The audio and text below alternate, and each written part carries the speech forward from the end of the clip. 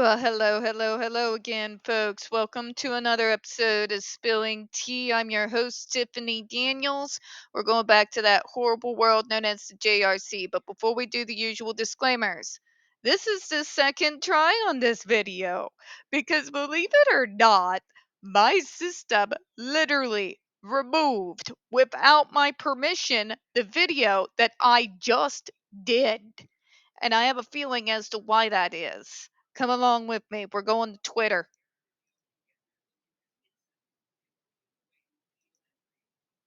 So we had some deliverance level creepy go down with one of the AH stands. Allow me to show you what I mean.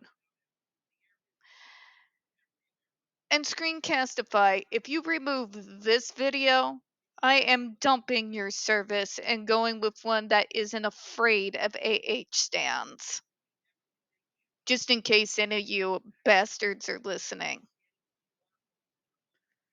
Because I like to expose how deranged these people are. Let me show you what I mean, shall I?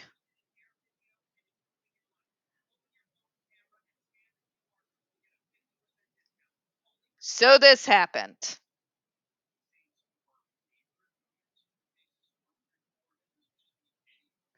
This is some deliverance level shit. You can have your Stan Wars. God knows, I've been a part of the Marvel versus DC community since I was about 15 years old. But there is a line. There are survivors, like me, who are childhood survivors of sexual abuse. Many of us, myself included, have had abusers use lines like this on us.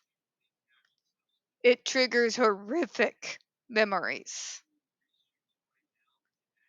To be willing to do all of that, to just try to one up another human being in a stand war, is disgusting. One of the worst things that has happened in social media is how it has stripped all of us of our humanity.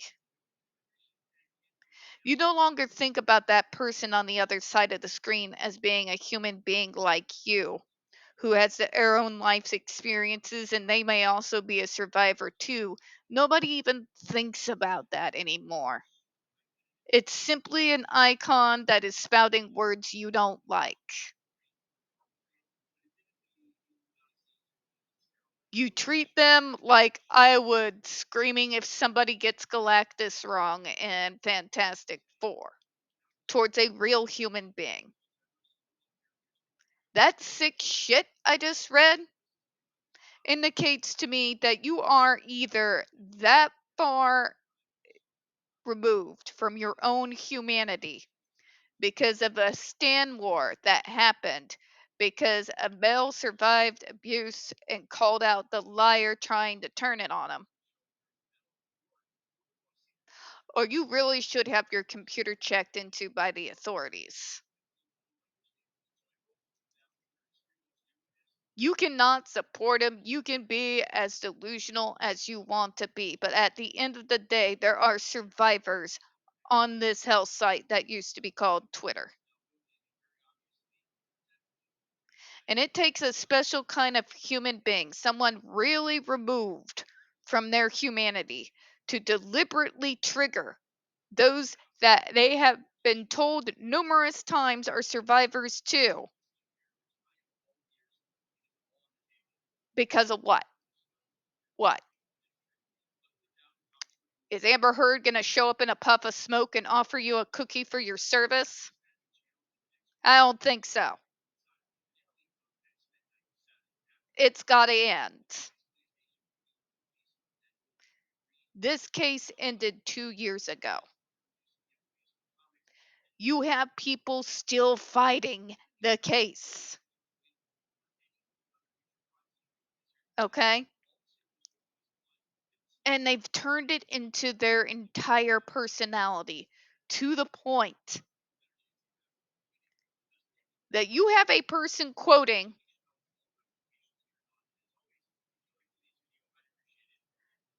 that sounds like they came out of Deliverance.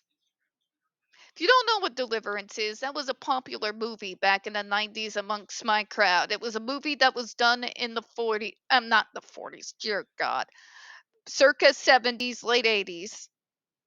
It was a horror film in regards to hillbillies. In fact, that whole genre of hillbilly horror, your chainsaw massacres, all coming out of this era, okay?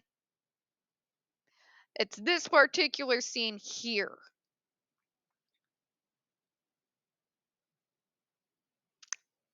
All right? It's time for everyone to grow the hell up. There are real people behind computer screens. We are not bots. We have real feelings. We have real traumas. And it is beyond messed up that you've been so removed from your humanity that you revel in triggering trauma in an individual who has survived child sexual abuse in order to get a one up in a stand war. Grow up, close your computer down, toss your phone, and go out and live some real life. Go make real connections, not behind your phone screen connections. Go make real connections with real goddamn people. Go out there and find out what it means to be human again. Because until you do, this shit's gonna devolve and get worse, and somebody's gonna get hurt. Now, allow me to show you the good news.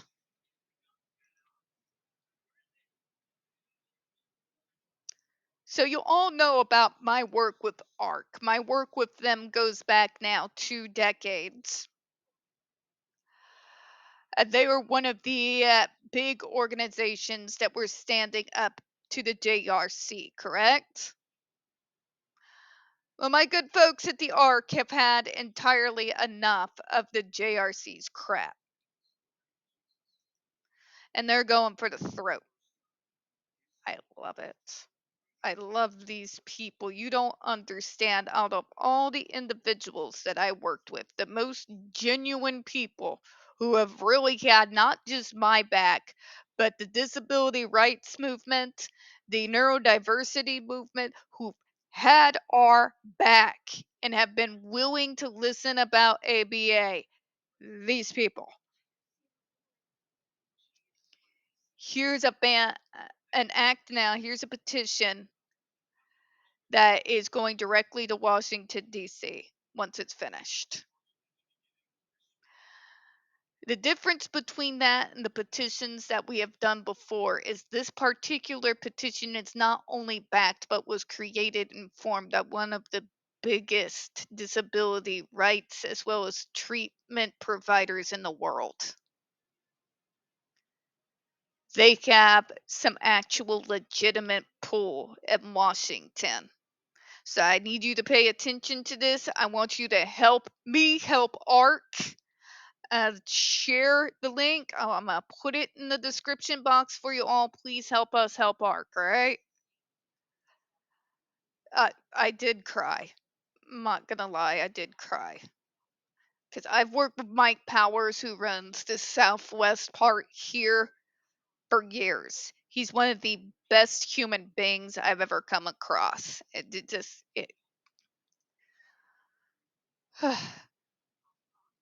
This is allyship, people.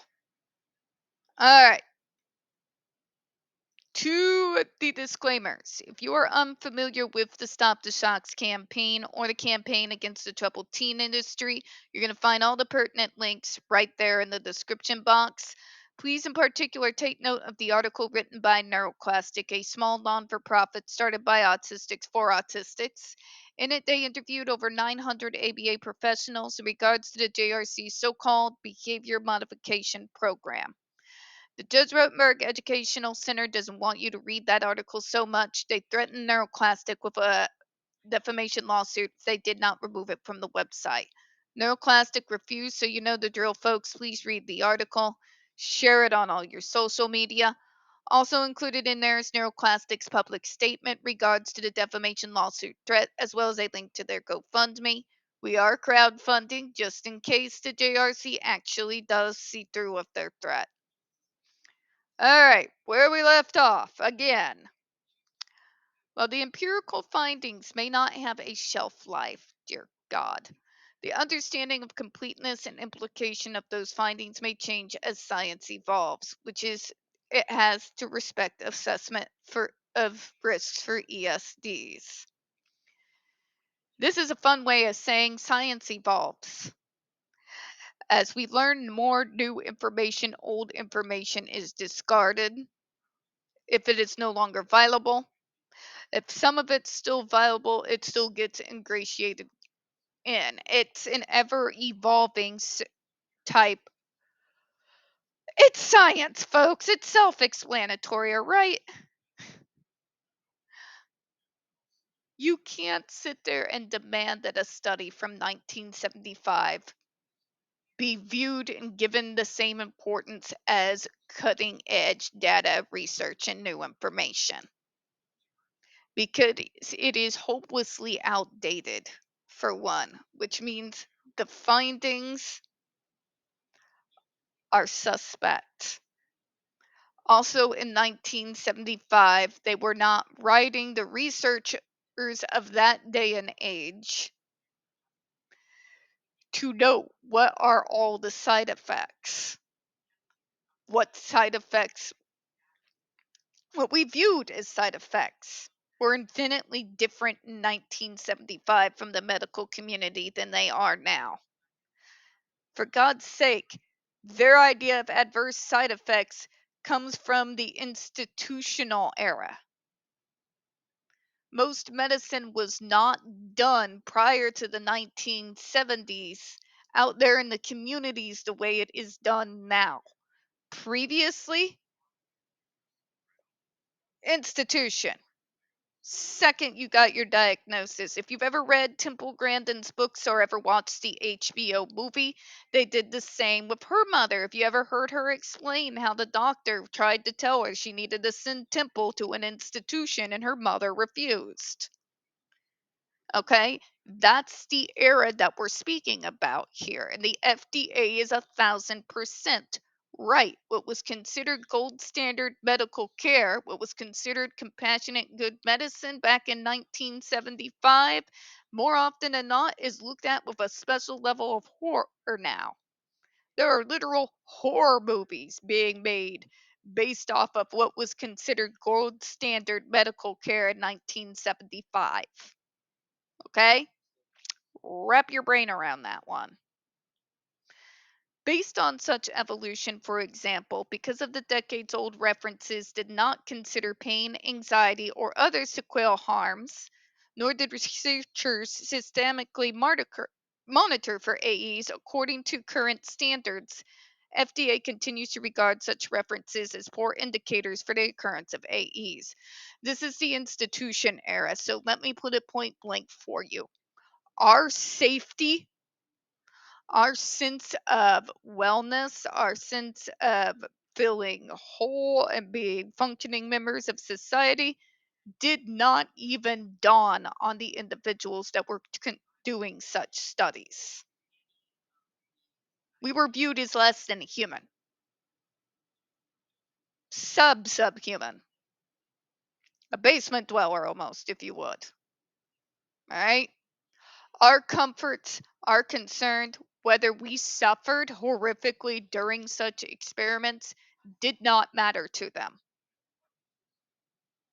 Therefore, yes, they would not have been monitoring for the same types of psychological side effects as well as physical side effects that we would do today. Remember, those folks did not consider pain as physical harm. And I wanted to give you context as to why, because these folks and some of the crap they got up to in the institutions would sit there and argue with you. No, I know it hurts them and that they're terrified, but it's for their own good. Okay? Literally the stuff that multiple horror movies have based their stories off of. Okay? You cannot compare that with the cutting edge research development and data that has come out over the last several decades because they're light years apart. The scrutiny that these type of clinical research projects are held to is infinitely higher than they ever were in the 70s. There are safety protocols and procedures and considerations taken that never were taken before. You're welcome. That, folks, was the work of the disability rights movement. The elders that went before us, that is their legacy. I'm just privileged to have a small part in it. We're going to go ahead and close on that, folks. We don't get very many views on this channel. The few we do get do tend to get removed from time to time. If you could, please don't forget to hit the like button, hit subscribe, and don't forget to hit the comments. I appreciate your time. And as always, folks, we here at Spilling Tea hope you have a good one. See you in a few minutes. Bye-bye, everyone.